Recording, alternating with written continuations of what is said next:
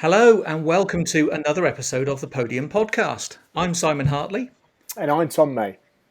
and over the years I've heard hundreds, if not thousands, of people talking about the value and the power of translating sports thinking, elite sports thinking, into business. And I genuinely think it's a fantastic concept, but the question is how? How do you translate sports thinking into business? During the course of these shows, we'll be talking to loads of wonderful people who have made exactly that transition. Today, we are joined by former Springbok captain and South African rugby legend. Welcome to the show, Bob Skinstad. Thanks very much, guys. I appreciate it. Thanks for having me. Absolute pleasure. Bob, you played professional and international rugby for a lot of years. I'm sure there were loads and loads of highlights from your career. What in particular sticks out as a highlight from your playing career? I think I was very lucky. I mean, I played with a lot of good players in an era where South African rugby had a number of highs, a couple of lows as well, but a few peaks and troughs. I think all the big tournaments were the ones that you remember the most because you do the most prep for. You aspire to be there. So I was lucky enough to play in some Sevens World Cups, and then a 15s World Cup and a Commonwealth Games or two, and then the domestic competitions that we have are our Curry Cup, which is probably the equivalent to the Premiership or the URC, the domestic competition, and Tri Nations, where we used to battle it out with Australia and New Zealand, and then the sort of the climax games of those, either playoff or knockout or whatever it was, were always the big games that stood out the most. Absolutely. I mean, I can remember watching some of those. They are titanic battles. They really are. What were the challenges that came with it? Because I'm pretty sure there must have been some challenges across any athletic career that spans so many years. Yeah, look, being a South African sportsman, the challenges are a myriad, and I think I sort of look back at it quite fondly because sometimes you realize I'm not quite sure how we got through all of that. But for me, the biggest challenge was actually because I played in the transition between amateur and professional. So my story started in 1995, which was the year when all the big names in the game were negotiating with the broadcasters to take rugby professional. And I was the captain of South Africa under 19 that year. I didn't play in that 95 World Cup. And I don't think there was anyone younger than 22 or 23. But in the under 19 side, they literally whipped around and tried to sign as many of us up as they could for as cheap as possible so that they would at least have the next generation of players going through. So, we started on the back foot by, on Tuesday afternoon, rugby was head down to the club and train at Stellenbosch. On Thursday afternoon, it was an obligation because you were employed. And it's a very different thing to take on when you're 19 and you're still at university and you're certainly not chasing your vocation for the next 10 years. You may be chasing beers down the pub or some of the girls around the campus, but it was quite a heady time because we literally got catapulted into a something for a living. I ended up dropping out of my degree, moved into a house with three other rugby players. Suddenly you've got gym, 5 times a week, and if you're not playing, then even more, and the training. So it was quite a rush, and I think that sticks out as one of the more difficult things because I think it affected me later in my career. Some positive, some negative.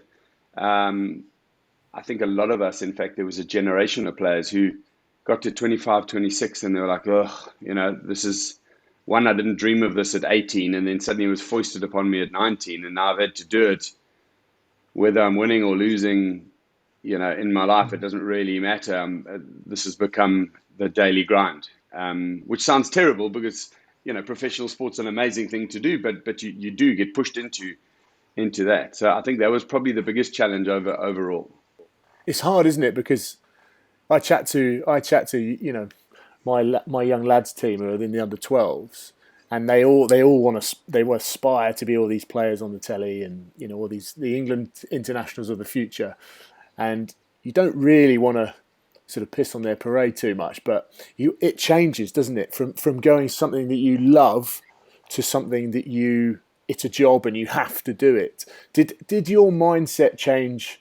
You know, you mentioned the 2-day difference from a Tuesday to a Thursday, but from when that contract was signed, did your mindset change, or how long did it take you to sort of, I guess, get a grips of that professionalism? And then also, what was it like in those initial stages? Because we see so much structure nowadays.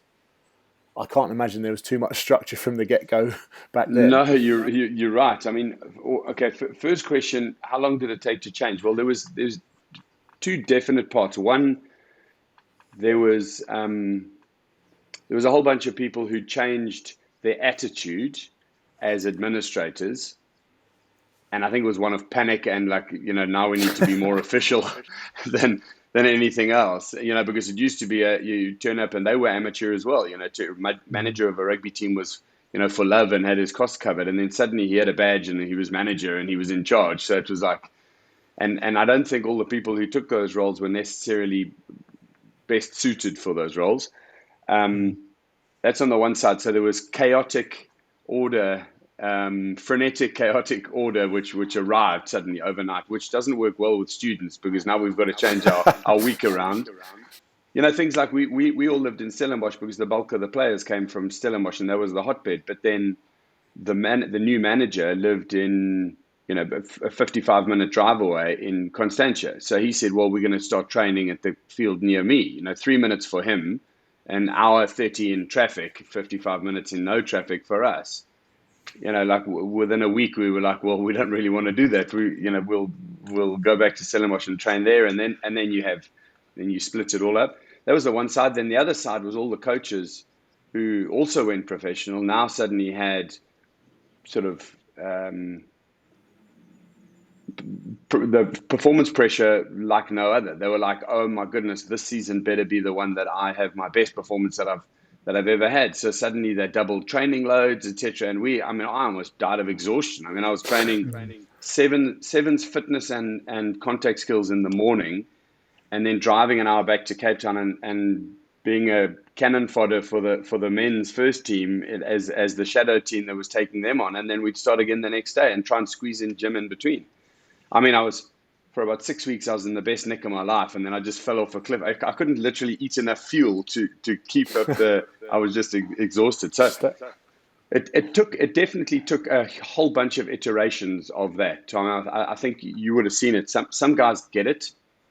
They're organized anyway. So I think the fitness, physio, maybe recovery trainers, they got it the quickest, and they were trying to help, but in this chaotic world, they never got enough time, because then the coaches were saying, well, we need to train, and they were like, actually, we need to recover, and those words weren't as important then, as they have become, as we've seen how the game affects people. So, but I think they actually became a bit of a beacon of hope, because they were like, well, these are athletes that they're in good nick anyway. We can play top up.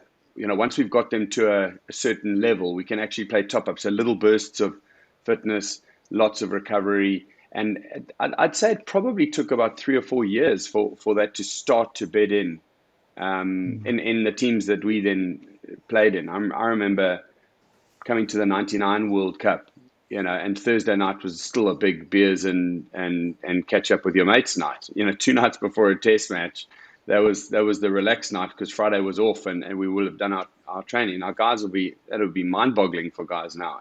You'd maybe have some light beers on a Monday after you've done something good on the Saturday or Sunday. But then overnight the beers disappeared and the Frenchies decided to motivate themselves with something else, and that didn't work. And then it was, I think definitely 3 to 4 years from the day we signed professional to start to think that we had a handle on how it was going. Yeah. Well, I'm really interested to see how athletes are almost now introduced to professionalism through academies, as well as building the base for their strength and conditioning and all that sort of stuff. They learn how to be professionals through that process. And like you said, you were kind of catapulted into it all in one go. And the people around you didn't necessarily have an understanding of what professionalism looked like or what a professional team looked like. It's a really interesting challenge. When you said that there were some positives and some negatives that probably you realised a few years down the line, what were the negatives particularly? Well, I think the negatives were that I felt a little bit of regret having missed out on I always had this sort of, I wanted to see the world. My mum's Irish, my dad had Scandinavian origin. My aunts used to teach English at the international school in Hong Kong and Bahrain and Ireland. I had an international family, but we were stuck in South Africa in apartheid governed environment. So sport didn't travel. And that only started to change as I came through, and then we could aspire to travel through sport. So I never sort of saw myself traveling through sport, but I definitely saw myself chucking a backpack on and going and spending a year in Europe or working around the world, etc. And I felt that got snatched a little bit away from me because I'd done a post-matric, so I did A-levels at school as well because my school was able to offer it, and I'd started quite young. So at the end of finishing A-levels, I was still only 17 in South Africa, which would have been, the age of probably half of the matriculants. 18 is when you sort of finish school. But I'd started very early in Zimbabwe, and I'm 3rd of July, so our school year used to be 1st of July. So I'd been pushed a year ahead because I was technically would have been then oldest in the standard later. But so I got to that age, and then I felt chained in a bit. I would love to genuinely. I mean, I love fishing. I love outdoors. I've always loved people. So maybe stooging at an overseas school, or learning to coach, learning a bit of structure around my life, and all the things that I think set in place what helps you become a better person later on. I felt sure they got replaced by some income, but we all know in rands it's never very much. So it certainly wasn't. It was a pittance anyway, and I felt they took away more than they gave back. Yeah. How do you look back now and deal with those sacrifices that you had to make? Because that's one of the things that I look back on now, and you miss however many weddings. You're lucky to even make your own sometimes. You miss birthdays, family events.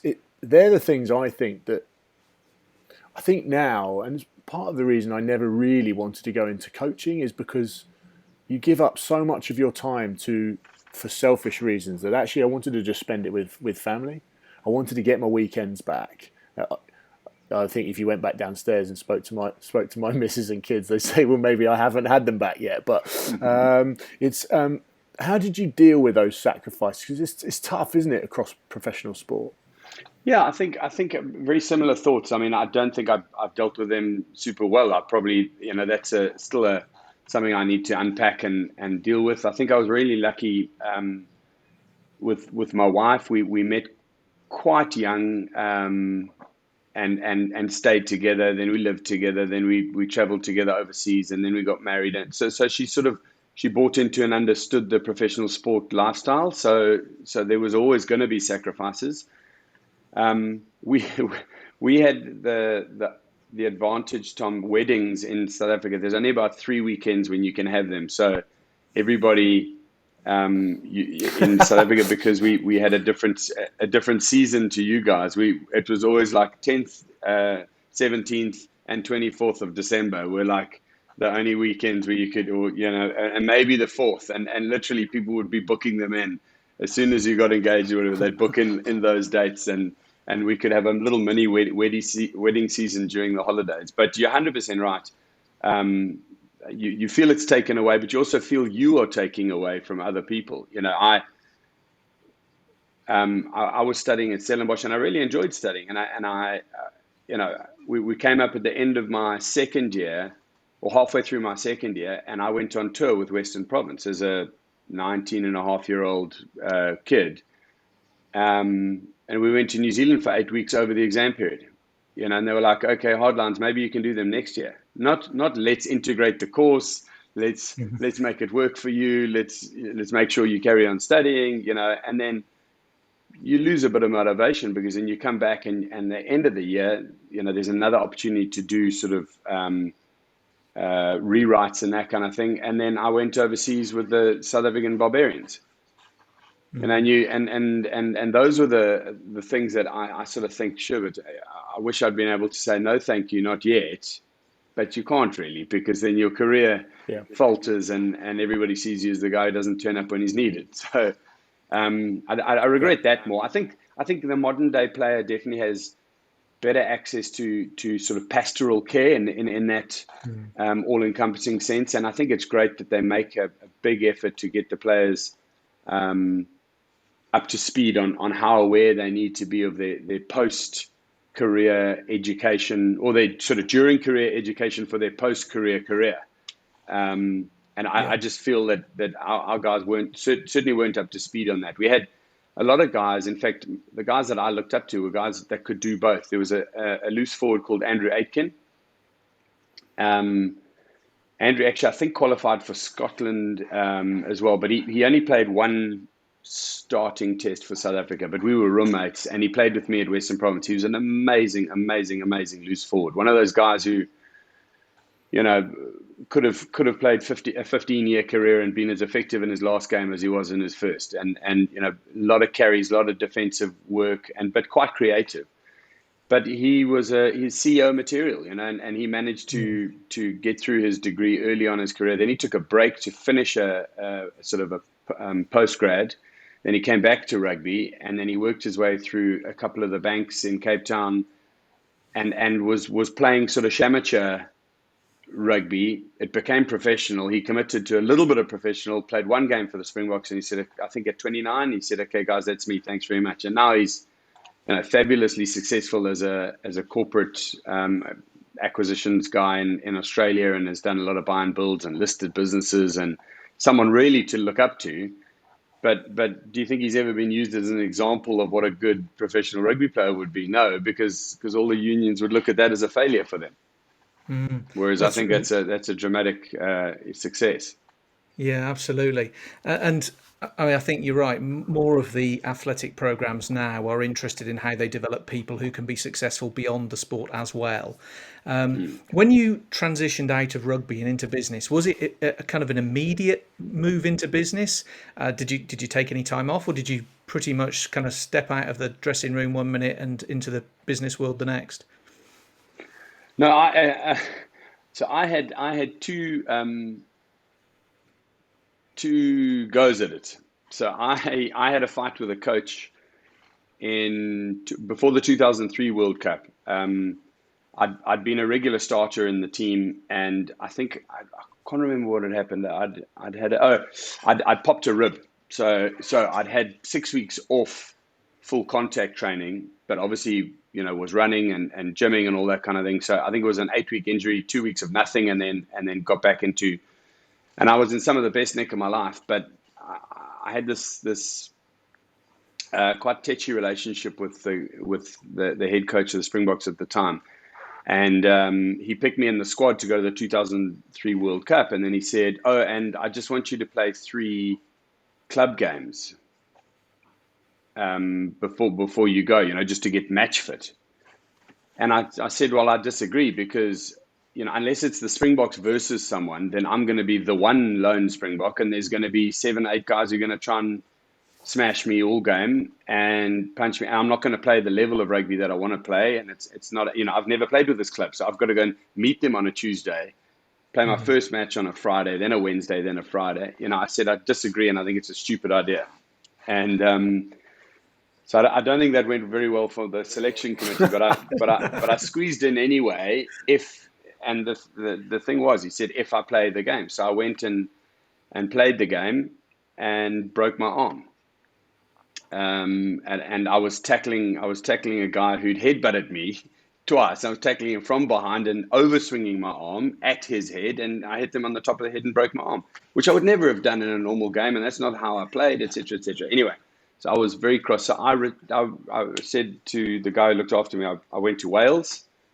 And I played for Newport, and I was because I'd come out of that World Cup squad, and then the Springboks did badly at that World Cup. Suddenly my marketability went through the roof. So I actually signed, I think, the biggest contract coming to the UK from South Africa ever. And I got to Newport, And as you can imagine, I was very motivated by the surroundings in Rodney Parade. And I sort of, Right, yeah. I mean, may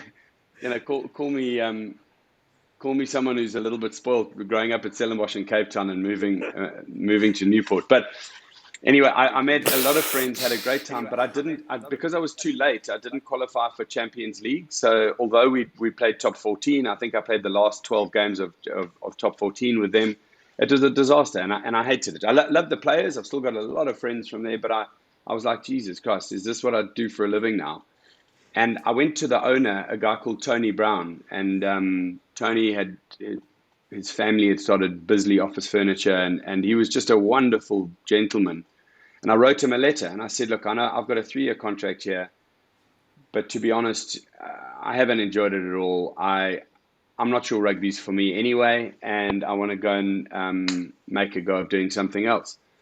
And he said, well, let's have a meal and talk about it. And we had supper, and he said, I completely agree with you. What a waste of time. If there's something else you want to be doing, why don't you go and do that? And he tore up my contract, and he said, absolutely no problem from our side. If there's no problem from yours, we can shake hands and you move on. And I'm so grateful to him for having. Then I didn't have some big legal thing hanging over me, and I went to London, moved in with a mate of mine, my fiance at the time, who's now my wife. We moved into a sort of a 4-person student digs, and I started work, and I worked for Saatchi and Saatchi. I played amateur rugby for Richmond Rugby Club after they got dropped out of the top flight. And I think we were London South 2 or something like that. And I played there for 18 months. And I played quite a few Barbarians games. And about, I think 2 years to the day after that, I got a phone call, and they said, Dick Muir wants to speak to you. And it was the Sharks from South Africa. And they said, we just watched you play against England. We beat England. And I came off the bench, I think, but I scored a try, and they asked the coaches, and they said, look, we're looking for an old, slow, loose forward who hasn't been keeping up with his game, etc. Would you be interested? So, a full 3.5 years later, I went back and played Super Rugby. So I bet the lungs were bursting then, were they? Oh, yeah, exactly. I had a hell of a lot of luckily preparation time, so I got into Nick and etc. But the first training back, I was just so far out of my depth. I was paddling up the wrong stream. But by the time I retired, I went back and obviously then played a whole year with the Sharks, and then I played with the Springboks, and we went to the World Cup in 2007. But then I wasn't scared anymore. I wasn't worried. I'd survived. I'd been able to go and work. I had a fantastic time at Saatchi and Saatchi. They were an amazing company to work with. I worked with Owen Eastwood, who you guys might have seen. He wrote the book Belonging. Yeah. Owen started working on sort of the cultural integration of brands with in sport, and we started doing some really, really sort of motivational, like groundbreaking work for me. Worked with T-Mobile and Adidas and the All Blacks and Ariel, and I mean, it was just amazing time, and I really felt I was okay at it, and I started to manage a couple of accounts, and I thought, you know what, if I go back and play rugby, I have a soft landing at least back in South Africa, then when I do retire, then I won't be scared. And so I played until after 2007, and then I hung my boots up quite happily. Brilliant. I mean, one of the myths, I guess, that many people might have when athletes transition out of sport is that because they're well known, the phone must be ringing off the hook. They must be incredibly in demand. I mean, was your phone ringing off the hook as you sort of retired from the game? Were there offers aplenty? I could hear the cheap just crickets. It was no, that's what happens. You go off the end. I mean, I was very lucky because I quite like commentary and punditry, and I sort of went to SuperSport and I said I'd love to do something like this. So it took me 3 or 4 months, but I had done some work in the UK with Sky on the Super Rugby. Do you remember we used to do the Saturday morning coverage? I do. Yeah, I used to and wake up early for it. Yeah, and I worked with Fitzy and those guys, but more importantly, I worked with a Sky team that were very together, and they were sort of old school in terms of their preparation. So you couldn't you couldn't just walk in and sit on the chair and suddenly you're an expert. You had to, we did work with the sound division. Did work with the cameraman to understand how, what they were throwing to the guys who were cutting and clipping images. And I spent about 6 weeks learning about that and then got a role. So by the time I could go back to Supersport, I was able to know, and I could work with the lead commentator. And I did a bit of that. So the media, I think, takes the edge off. But I do think, and I've seen it with friends of mine who don't want to do media. Not everyone's built to bullshit like we are. Sorry, you can bleep that out. But they're Tom's not people denying it. Notice. Yeah, no, Yeah, don't no. worry. No. Middle name's Billy. Yeah, exactly. And some people don't want to do that. Some people really have to put on a front to get in front of the camera and put on a front to organize their words, and they might be great conversationalists, but they just feel a pressure in that spotlight. And I see a lot of pressure on those guys because they just go off the edge of a cliff. There's glory and adulation one day, and the next day is just this abyss, and you float around, and that's where I think people are at the most vulnerable, because there's two directions. You can float to the top and survive and take a breath, or if you start drifting down, that's a hard place to come back from. Yeah, absolutely. You've got a business life now that's gone way beyond broadcasting and punditry. How did you get into founding businesses? You've got investing now. You've been C-suite. How did all of that come about? I think mainly curiosity. I was lucky because of that early stint in like I said, sort of amateurism and into professionalism. So I don't know about you, Tom, but I found rugby incredibly exciting for about 79 minutes a week, and the rest of the time, no, I lie. Training sessions, so competitive training sessions, etc. Love it because you're with your mates and from everything from touch rugby to drill work and all that kind of thing. Great, okay, but call that 3 hours a week. The rest of the time, it was an absolute mind-numbing environment. So I would always be off doing something else. So I would intern or I would look at businesses. I used to subscribe to Fast Company in South Africa. God, it cost me about 250 Rand an issue then, which was an absolute fortune. It's still, it's probably 10 quid an issue, which is double what it is now in the shops. Just because I was interested in entrepreneurialism and work happening overseas. There was very little by way of pure internet that wasn't dial-up in South Africa. So you didn't have access. It wasn't everything at your fingertips. There was certainly no social media. So I got involved in a small business early on, and then when I went back to South Africa, which I sold, I sold back to my founding partner, and he's gone on to make squillions out of it. So I wish I'd stuck around in that as well. But he's a lovely guy. It was in sport and advertising as well, so that was obviously a passion early on. And then when I went back to SA, I bought a pub in our local village, which I turned into a franchise, and we grew it to I think about 7 of them, and a hotel and a sushi bar and a few things. So I could come back to the UK. I'd sort of sold out of at least a business, so then I knew a bit about the process, and coming here from South Africa is hard. In Constantia, I lived on an acre and a half. I had my own 4G football pitch with lights.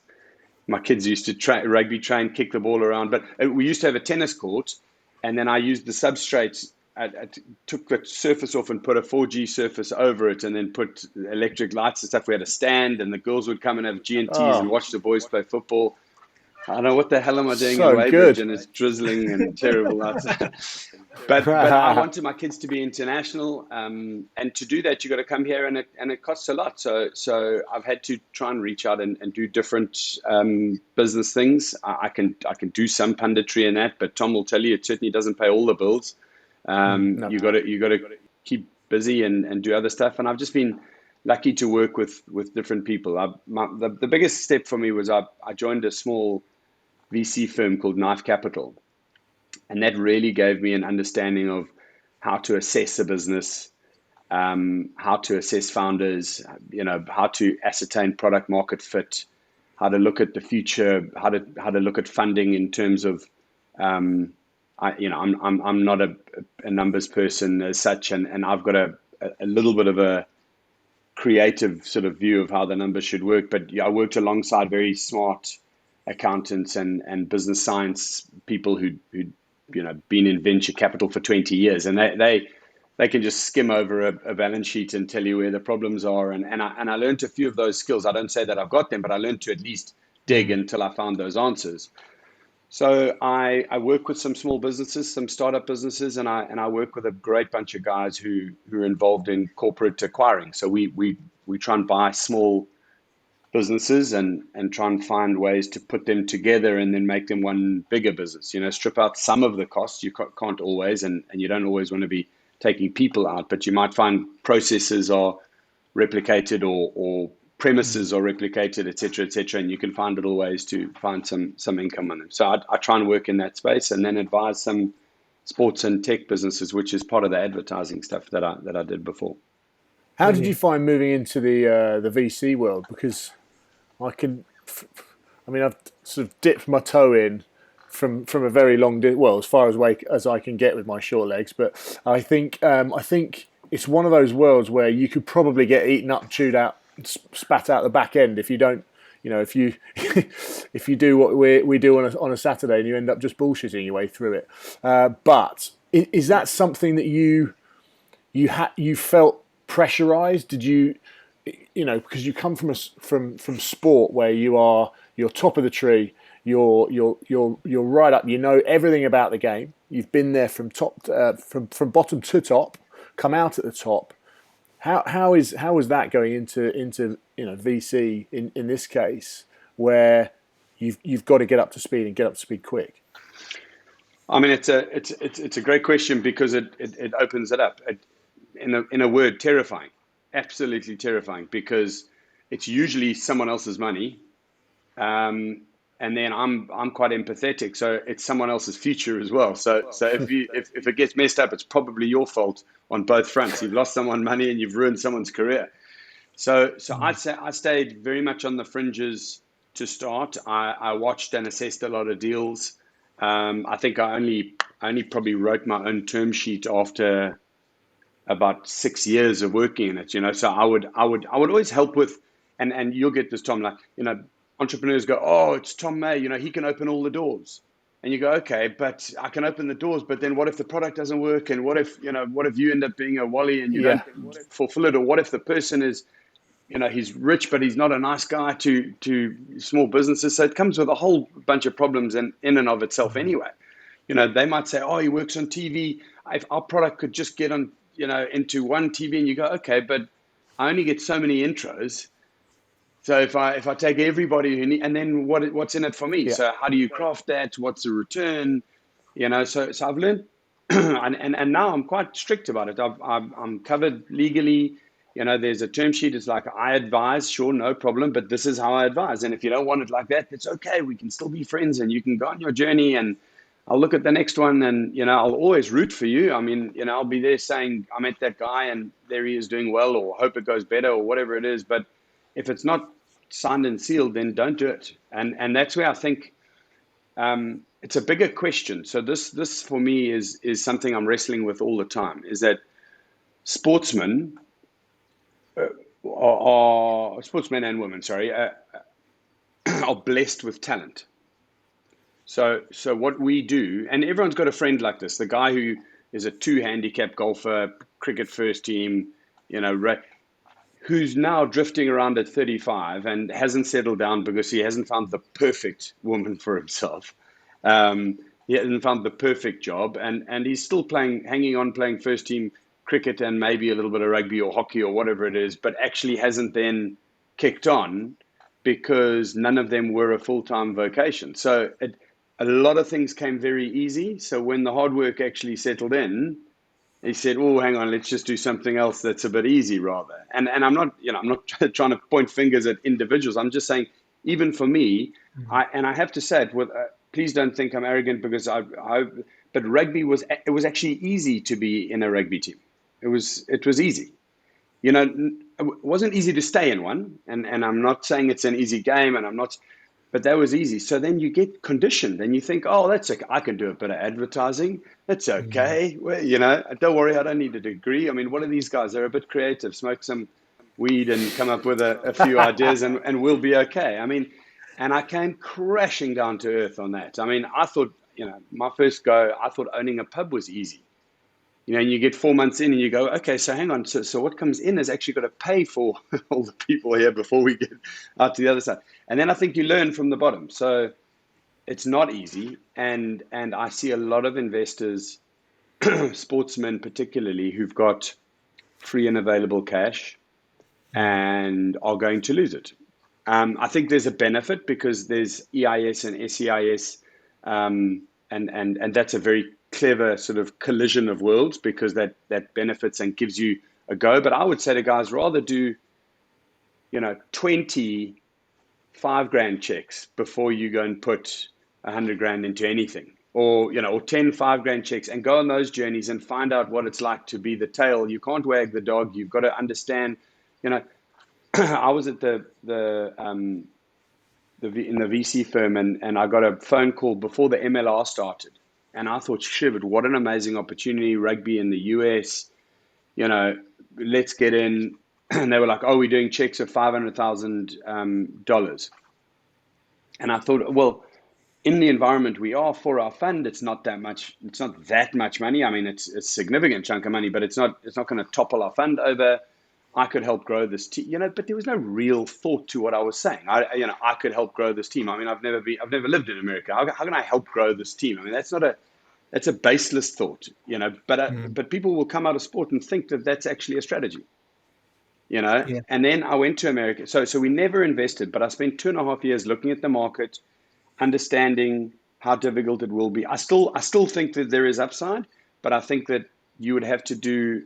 In VC, you'd have to go through the valley of death. You'd go through the dip first before you get out the other side. And in the dip, a big, well-financed American fund will come in and say, cool, we'll take you out. Thanks very much for the journey so far. We're going to build a stadium, so we'll dilute you down to nothing, but your $500K kept us alive. Really appreciate it. Here's a T-shirt and good luck.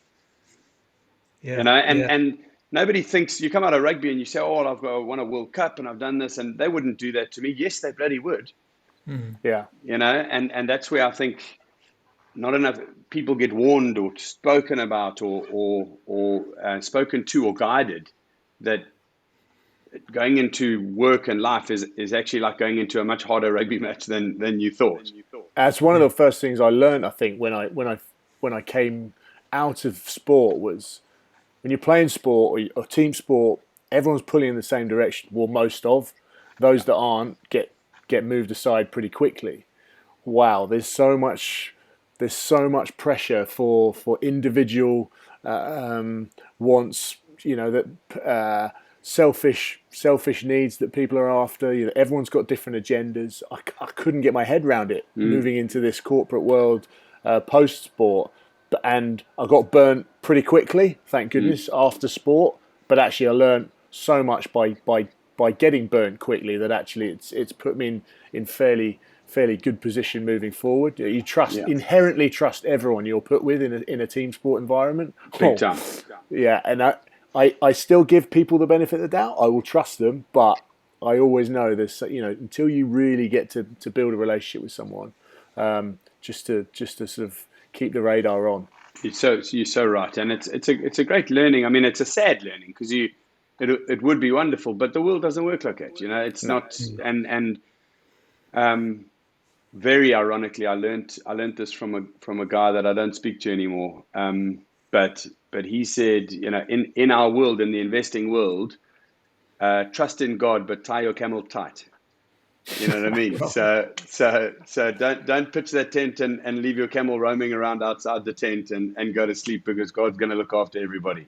trust in him, and that's all fine. Just make sure there's a double knot on there. Yeah. I mean, Quite this, like that. Tom and I have kind of reflected before. There are enormous differences between business and sport, and some of what you need to be successful in business may not be the same as sport. But there's a lot that does translate.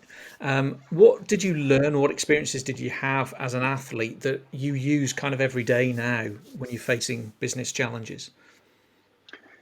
One encompassing thought is do the work. Because, like I said, talent, you have talent to get you into the team, but if you're not in the good nick, if you haven't prepared, if you're going to let your mates down on the rugby field. And in business, if you're not willing to do the extra work, the most successful things that I've done, and hopefully there are still some to come, I've taken the longest time to get involved and been the most prepared at the start of what that is. Having done the work, having prepped, having made sure that I'm ready and they're ready, and that we can integrate in a way that works for both. And in rugby that might be going to the gym extra, or doing the video work, or strategically aligning with your coach and your players. And sometimes that's culturally, etc. But that's all work as well. Remember, you still got to go out and make an effort to be nice, to culturally get on with your team, whether it's business or rugby. Not everybody you play with is going to be a nice guy, but you can get on in the constraints of where you are.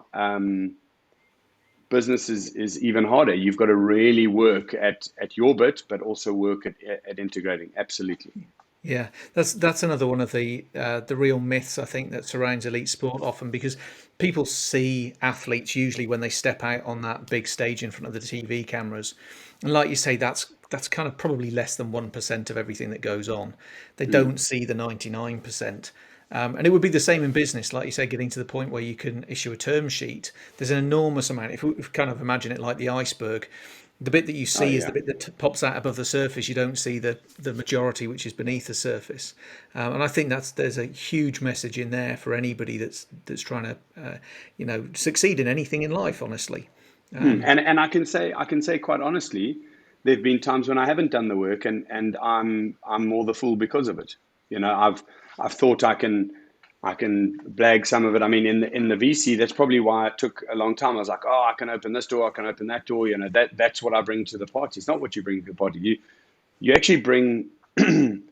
People talk about leadership. Nobody really knows exactly in a box what leadership is. But 10 years later, when I sit with VCs that I met at a junior age, I can give a lot more now in terms of understanding them, the team, the culture, what they need, because I've got the experience and done the work along the way. But I'm friends with them because I was inherently a leader. You know what I mean? Yeah. So coming from rugby and understanding culture and being willing to fight their corner in VC is sometimes a negative, because that means, okay, then you're a VC who just funds everybody who comes around the corner. I mean, that's not going to work, but you can make friends with everybody. So the ones that we have ended up funding, I've probably got the best relationship amongst my colleagues with those businesses. Now, maybe that's a strength in the second half of my career. It's as they say, it's a bit of give and take, and they might have said no to us or not worked with us, but I can unqualified say that I'm still friendly, or at least on, if it was only business terms, at least on genial business terms with everyone, even if we haven't funded them. And I can't say the same for all my colleagues, but they probably didn't come into that relationship having the experience of sport and being able to then try and craft a friendship, and you become a shoulder to cry on for these guys overnight, because they're like, okay, what do I do when life is getting me down? And everyone else says, well, you front up and just go and earn your dollars. And I'm like, okay, well, this is how you can self-heal a little bit. This is how you can take a break. This is how you can react to the world without having to just lash out at everybody. I mean, talking entrepreneurs through divorce is just as important as talking them through the next round of funding. Yeah. It's quite one of the things Steve Black said to me, who obviously sadly died recently, and it's stuck in my mind, is stick with what you know. And I think what you were talking about there, Bobby, is like you probably come out of sport and you don't really know that you know leadership, but you do. You don't know what it So takes true. to build a teams, but you do. That's what he was saying. Is stick with those elements, bring those elements to the party, and then evolve as an individual by, putting yourself in stressful situations and going, right, well, I won't do that again, or I'll definitely not go into that meeting and try and blag my way through it without having prepped, or whatever it might be. Evolve, Absolutely. but bring your strengths to the party, and then I think you can really develop into something successful post career in the example of sport. Yeah. And I sometimes I use the example with guys. So let's say you and I, Tom, walked into a crowd of 50 people, okay? And someone was expecting an MC or a host or whatever to turn up, and the person running the function goes, "Oh my God, you won't believe it, and they haven't turned up. Could you help us?" I'll go, "Sure, no problem." And you would go, "Sure, no problem." Because we're confident that we can go, "Excuse me, everybody, host hasn't turned up. You're going to have to listen to us meatheads for 5 minutes. Is that okay? Ha, ha, ha." And we're in control. Yeah. You know what I mean? Yeah, And that's natural. Now, I've got friends of mine who would go into that room and the person would come up to them and they would say, "Never in a million years am I going to pick that microphone up. I am walking straight back out because I'm terrified of that." Now, I forget that that's actually powerful when you're in a group of people who want to talk to each other, because unless you've got someone who goes, "Excuse me, we need to have some order here," the entire room would just melt off, and people would go and say, "Well, that wasn't a great function, was it? Nothing really happened, and we went home." But someone had to lead. It's an interesting example about that confidence, and it cropped up the other day randomly in a personal circumstance. So I'm getting married at the end of August, and it really doesn't bother me that I have to do a speech. I don't like it, whatever. Yeah. I don't mind. So I spoke to a friend of mine who used to be a golf professional. And I said, "Mate, he's one of my loudest mates. The guy that doesn't mind, he's big 6'4" bloke that you think he can't mind standing. You're going to be Hits MC it a mile, for the I day." bet you. Yeah. Well, yeah, it's very left or right sometimes, and when it goes straight, wow.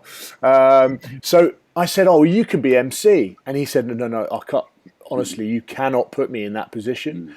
And it's quite interesting going from an individual sport where he's been brilliant in a previous life. He's now involved in recruitment, but he's like, "You can't put me in front of people." So maybe individual sport to team sport where you have to stand up and go, "This is the system we're using. This is the defensive system we're using. That's why it didn't work." And he's been subbed out. I've had to get another rugby lad to do it. So we needed the better kicker for the final kick. But there's another area as well where, and I feel quite strongly about this, and this is not going against what I was saying about work, is that you get people who will accept that bit of value as disproportionate, and you get some people who jealously, I think, won't. So someone will go, "Oh, well, I could have done what Tom did there at the thing, or I could have done a better," who never has, and nobody's ever seen them do it, but their comment would be because they need to pull you back to the group for them. My example is, I've got a very, not just disparate's not the word. I've got a very wide and eclectic, let's call it, network. So I can take a cricket player into a conversation with a VC from America because I know that both of them like birding or kayaking or whatever, and create a friendship, and it might mean that the cricket player's got an amazing app that is doing something in sport, and this guy just happens to fund sports tech, and therefore somewhere in the middle is me. Now you get people who just will not, for the life of them, value that, because that's a 99 to 1 shot. That, forget the 80-20 principle. That's a connection that would never have been made, but it's huge in value. And the best partners I've ever had, and this is a lesson I always try and tell players coming through, in that find the partner that demonstrates an understanding of your value, no matter how much time or effort or talent it took. Yeah. Because if you're fighting that, you'll fight forever. Yeah, absolutely. And I had, in fact, one of the breakdowns of my relationships, and we spoke about this relationship, was exactly that. One of the throwaway comments was, okay, but when do we stop being grateful for you making the intro? And I was like, well, without me making the intro, we don't have a business. So the answer is never, but we can incrementally draw it back down. If I'm shit for 20 years, then you can tell me. But you don't get after 6 weeks to say, okay, I'm done now. Because you know what I mean? When you and that might be in like recruitment or matchmaking or whatever it is, it's like saying, yes, you introduced him and yes, he's been amazing, but all you did was introduce him. You've actually got to work with people who apportion the other stuff, not for your own personal gain, but then if you work with people who apportion that stuff, you can do 20 of those and create them much more value. But if they're going, okay, well, I'm discounting each time, and I've found takers in business, takers are so quick to shave that off. They're like, yes, Tom helped us, but all he did was introduce us to the broadcaster.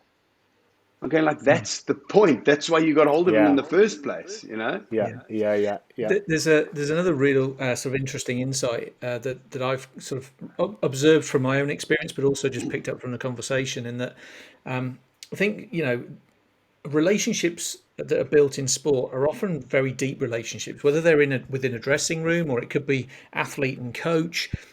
But actually, the environment of elite sport and any sport, to be honest, it could be at any level, often helps us understand how to understand people, learn how to understand people with real depth, which I think is a huge transferable skill. Like you said, that the ability to really understand whether people fit together, you have to understand people. And I think, the intense relationships that are developed through sport often, help develop that understanding. Yeah, I think you make a good point, and that's why I use the speaking in public, because some people are terrified of it and some people aren't. But I would say in business, you get from years and years of being in a team, you get like my skin crawls when things aren't right in a meeting, when someone's talking too much, or someone's talking too little, or we're not getting some like I can't stand it because because time these days. I mean, you don't want to be wasting all that time, but I can't stand it because then I think a person is shut off to the needs of the room so much so that how are we going to manage this business with this person involved? Because all they're going to be doing is gassing off all day, talking, and there's no doing. So I've had to stop myself like getting in at that stage and learn, okay, how do we take this person aside and say, well, I need you to be the leader who gets everybody else's voice out of them. So that means you got to ask questions. Oh, that's much better than talking. And then they transition into it. But if you tell that person, okay, you need to shut up now, then the ex-sportsman's kicked out of the room. So you're 100% right. You got to be a little bit like a chameleon, and maybe lead some through just, let's discipline and roll up the sleeves, and lead some through empathy, and lead some through sort of coalition. And it's a skill that we develop over a 15-year career. So you can't always implement it overnight, but definitely it's one that I think as I've got older is more important, because you do get characters, God, in business, just like in sport. You've got the guy with the big ego, and you've got the person who's so valuable that never says boo to a goose, and you've got the PA who usually runs the bloody company. So it's you've got to find all the gems in those business and try and extract the best from them.